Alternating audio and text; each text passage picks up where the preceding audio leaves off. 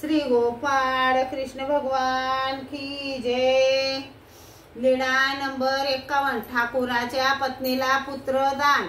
एका ठाकुराने सर्वज्ञांना विनंती केली, जीजी आपण माझ्या आवारात यावे जी। सर्वज्ञांनी त्यांची विनंती स्वीकारून तेथे गेले। त्यांनी सर्वज्ञांना आंघोळी आधी नेसण्याचे वस्त्र दिले, मग त्यांना तेल उठणे लावले, आंघोळ घातली, पूजा केली, नंतर जेवू घातले। सर्वज्ञांनी गुन्हा केला, पाण्याचा विडा घेतला। देववार चौकात गादी पलंग होता। सर्वज्ञ तेथे विश्रांतीसाठी गेले। मग त्याने आपल्या पहिल्या पत्नीला सेवा करण्यासाठी पाठवले।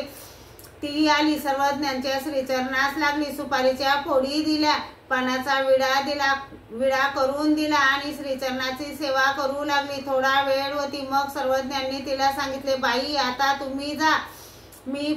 ती परत ठाकुराकडे गेली, सर्व हकीकत ठाकुराला सांगितली। तेव्हा त्याने तर्काने म्हटले, हिची सेवा सर्वज्ञांना आवडली नाही। मग त्याने आपल्या दुसऱ्या पत्नीला पाठवले, तिला तर सर्वज्ञांनी आत देखील येऊ दिले नाही।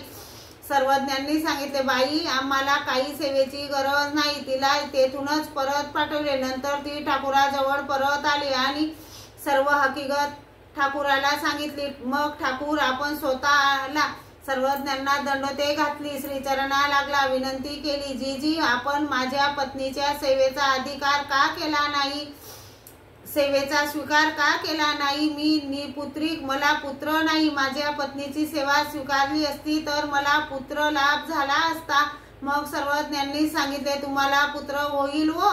सर्वज्ञांनी त्यांच्या पहिल्या पत्नीला पुत्रदानाचा वर दिला। श्री गोपाळ कृष्ण भगवान की जय।